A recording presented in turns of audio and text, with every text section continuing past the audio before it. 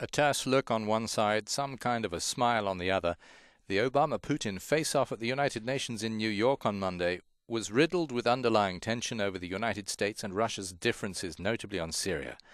It was even hard to pin down who had suggested the meeting. The White House talked about a lengthy list of concerns about Russia's conduct in international hotspots. Addressing the General Assembly, Putin's tone was unapologetic, as if to say Assad is indispensable, live with it. Putin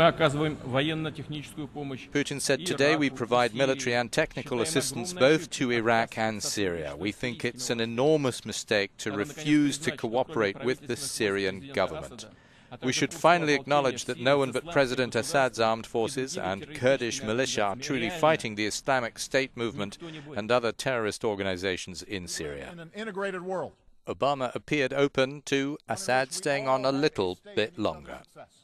the United States is prepared to work with any nation, including Russia and Iran, to resolve the conflict. Yes, realism dictates that compromise will be required to end the fighting and ultimately stamp out ISIL.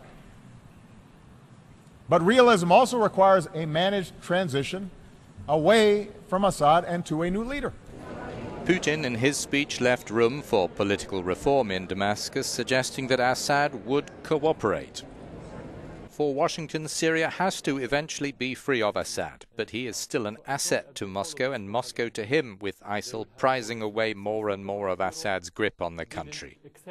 Russia reinforces his stronghold of Latakia while it builds up its own naval base in Tartus, Russia's only port on the Mediterranean.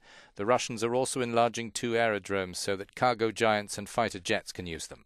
Obama and Putin met privately for 94 minutes. Putin was cited as saying there is still a way we can work together. Speaking publicly, both had blasted each other, not naming names.